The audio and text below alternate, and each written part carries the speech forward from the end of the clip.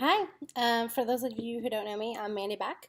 Audio Loves messaged me, Heather from Audio Loves, and said, let's do a Q&A. And I said, okay. Um, so here I am. um, she's got like 20 questions. I'm just going to zip through them real quick while my house is quiet because my boys are away with my aunt for a couple hours. Like never happened. So we'll try. We'll try to do this while they're away. Don't mind my googly eyes because I'm putting you to the side so I can read these questions. To those of you who haven't read me, I've got a couple books out. I have a duet called the Caged Love series. It's Love Hurts and Love Burns. MMA fighter, kind of gritty. Friends to Lovers, my favorite. And then Stoned, which is a second chance romance. Rockstar, not your typical rock star though, so don't be like, oh, been there, done that. And then I've got a Kindle Worlds story out called Twisted, and it's based off of Kendall Ryan's Imperfect love series. And then I've got a surprise release coming out in September, and then who knows what I'm working on after that. But anyways, okay, so let's get to these questions, okay? First one, how did you become an author? I kind of just did it. I've always been a writer. I think that there is a difference. You can write and be an author. I've always been a writer ever since I was little. I always wrote. And then as I got older, I got more involved in the book world. Traditionally, published authors were my jam, and then indie came out, and I was like, oh, and not that I don't see a difference with indie and traditional authors very much. I know some people do, I don't. The only thing is I'm a terrible employee, so I stick with the indie publishing, and I saw that you could do it, and I did. It's just one of those things. Everyone else was doing it. No, but there were so many doors opened, and it was, this dream that was all of a sudden a possibility.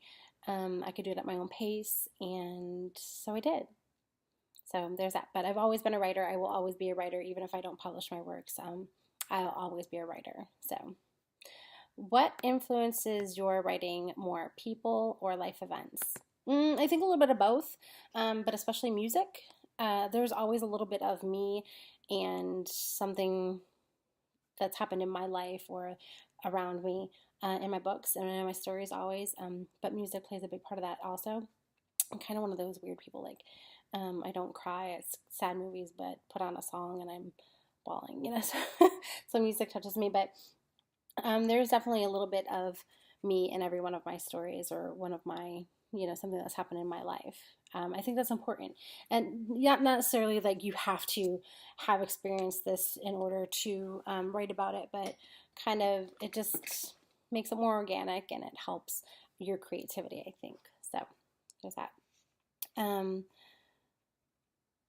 Where if you could take a writing vacation, where would it be and who would you take? I don't even know. Like, it would have to be somewhere that didn't have internet because I don't know what I would do with the quiet. I'd be online. So somewhere that didn't have internet, somewhere cozy, like I don't know, somewhere cozy, like where I could put a fire on and it's fall and like a cabin or something. Somewhere, I don't know, cozy. And I would probably take my sprinting partner with me, because we'd get shit done. We would get shit done. So that's what I would do. But definitely somewhere cozy. And she's more of a warm weather person, so she might feel differently. But she does love the fall, so I'll give her all the pumpkin spice she wants. That'll get her to come with me. How and where do you find your inspiration for your books? Again, music, my life. That's where I usually, like, I'll hear a song, like my first book, the one that I finished and published. I have books that I'll probably never finish or publish. Just, like I said, I've always been a writer. But my first book, I was sitting stuck in traffic. I'm from Chicago. I was sitting stuck in traffic, and the song Radioactive came on, and it was like I had to pull over because my MMA fighter was born just from that song. And it doesn't a song doesn't tell about the guy's life or anything. It's just everything about it, the beats, the words, the explosiveness. It just told you I'm weird when it comes to music. Um, so again, music. What is a typical writing day? I do not have one.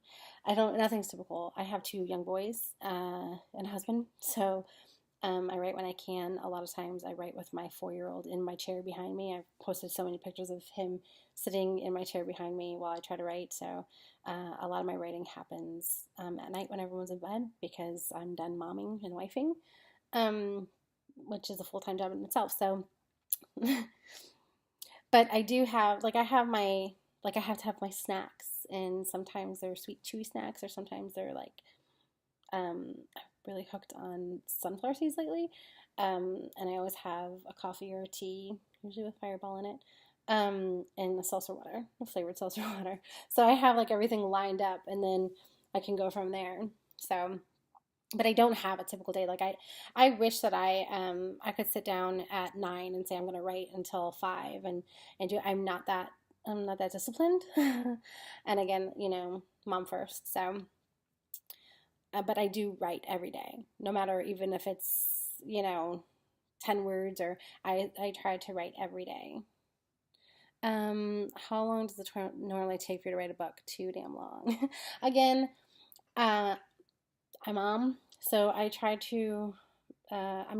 to get better about the time it takes me to write a book.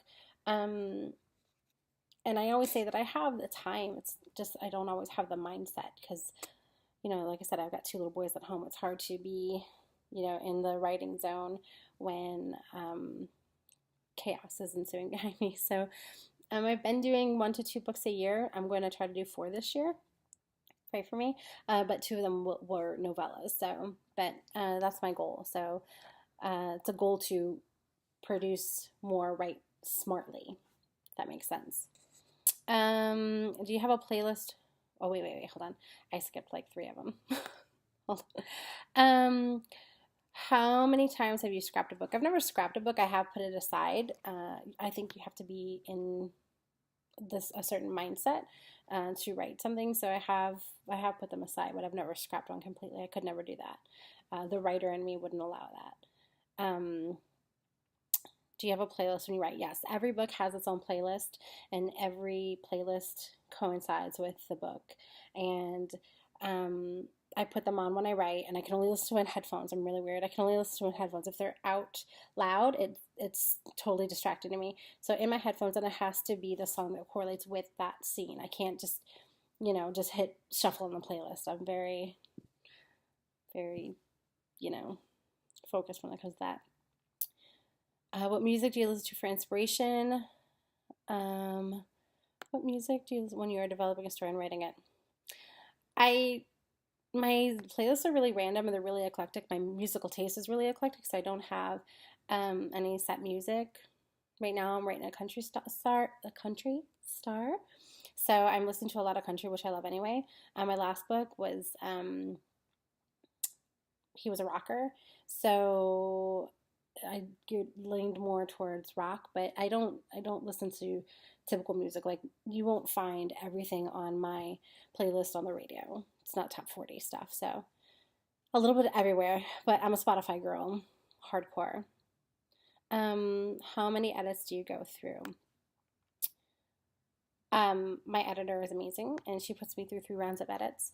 So I finish a book, and I don't self-edit while I'm writing. I don't self-edit while I'm writing because it'll just drive me crazy. So I write a book, and I have a couple betas that I send to as I'm writing, and then a couple betas who get it at the end, and I take their notes and take them all into consideration, and then I give it to my editor, and she does 1 round of edits as like a beta, and if they all say the same thing, then I'll go back and change it, whatever, and then I go through 2 more rounds of edits with her. So 3 legit rounds of edits, but it's usually more like 4 or 5. But my editor is amazing. How many drinks does it take to write some of those sextastic scenes? None. I love them. If I need to hit a certain number, like a word count for the day, like if I set a goal, I'll be like, let me just write a sex scene then, because I fly through them. I love them. I don't get nervous. Um, I don't struggle with them. That's my jam. So none. Um, who is your favorite character? You can only pick one. I can't do it. I love them all for different reasons. I think that maybe Stone is my favorite character. Stone is my favorite character because he is the hardest for me to write. And this kind of goes in with the next question, which is your most emotional book to write. Stoned is a book that touches on real life shit that's happening, every day. It's happened in my life, in some extent. It's things that unfortunately, happen and get brushed under the rug. And it was very important for me to convey the message in that book in a way that mattered. So it was an emotional book for me to write. I had to walk away from it a lot of times just because it was emotional. So I think that it challenged me as a writer, and it challenged me in ways that I wasn't necessarily always prepared for. So I think that Stone is my favorite character for that reason, and definitely the most emotional book I've written to date. So, and I'm not saying it's a crazy angst fest, but there's a little bit of everything in it. It's just one of those books, So, do you get emotional when writing? Like when we do reading, is it hard for you to let go of characters? Oh my God, absolutely. And I get so emotional. Like my first book, I would laugh because when I was writing, he did something that I didn't agree with, and I literally couldn't even write for a couple days because I was so angry with him. But you have to do what the characters tell you to do. You know what I mean? So yeah, I get really emotional. Like I said, with writing Stoned, I would have to walk away from it and just put it aside for a few minutes. But sometimes a couple days. Sometimes it's just too much. But I feel like if it doesn't evoke emotions for me, then I can't expect it to evoke emotions for you. It kind of goes back to something. I think it was C.D. Reese told me that if you're writing a sex scene and you don't feel hot and bothered, then it's not hot enough. You need to go back and do it. So I feel like that with like emotional scenes too. Like if I'm not getting emotional writing it, because I'm supposed to be feeling it and putting that all out for you, then it's not right. I need to go back and work on it. What book was the most fun to write? Twisted. I just wrote Twisted, which is a short story for Kendall Ryan's Imperfect Love Kindle Worlds. I know it's a mouthful. But it was so much fun for me because it was light and fun and sassy and flirty, and I absolutely loved it. So you should pick it up if you haven't. How do you choose your narrators for your books? It is such a process. So I put out a snippet for them they have to audition, and they read it, and they send it back to us. We have to listen to it. And it is the most painful project because nothing sounds like the voices in your head. Nothing. So that was a process. It took me the first one, it took me over a year. And it was funny because I published the next book, so I ended up choosing the same narrators for both and publishing them together. And then I've used them, Kai and Wen, I've used them for all three of my books now. What do you do to celebrate after you finish a book or series? I binge watch TV. I binge watch TV and read because I don't get to read while I'm writing, really. I do a lot of audio. But even that's hard. I have to try to stay away from the genre that I'm writing, and I don't like to read, like I'm not a paranormal girl, so I try to, like if I'm writing a rock star, I won't read a rock star. If I'm writing an athlete, I won't read an athlete. So, but that's what I do as soon as I finish, binge watch TV shows or movies and read books. Do you listen to audios? And if you do, which are your favorite books? I have too many. I really love Making Faces by Amy Herman is my all-time favorite audio. I think everyone should read it. I think they should have kids read it in schools. But aside from that, like I love anything that Andy Arndt does, Christian Fox and stuff. So I go through, like I pick up all the books, that I want to read. during my sabbatical. So I'm not one of those that have to have read the book first. I'd rather not. I don't like to waste time. So it's hard. I've never listened to an Andy Arndt book that I didn't like. So that's something. Um, but The Hooker and the Hermit, I freaking love that audio. Um, all of Adriana Locke's books, all of Corinne Michael's books, love those on audio. Um, trying to think. I'm trying to think of the last one I did. Kylie Scott, freaking love her. Um, Christy Ballberg, I just listened to her audio of the sweet one, Sweet Cheeks. Loved that. So yeah. Do you listen to audios? And if you do, which are you? I just read that one. I think that's it. I think I blew through all her questions. Look how good I am. I just want to go back and look anytime real quick. Music, edits to go through. I did that. Oh, do you research locations? I didn't say that. Yes, I research the hello locations because I always like to include like landmarks or places, that people will recognize, restaurants that people will recognize. Like if you read my first book, I set in Chicago. I'm from Chicago, like I said. So I put places that I've been, that I love to go to. So people are like, "Oh my God, is that real?" I'm like, "Yes, go there." Stoned is set in Toronto. So I had one of my betas is in Toronto.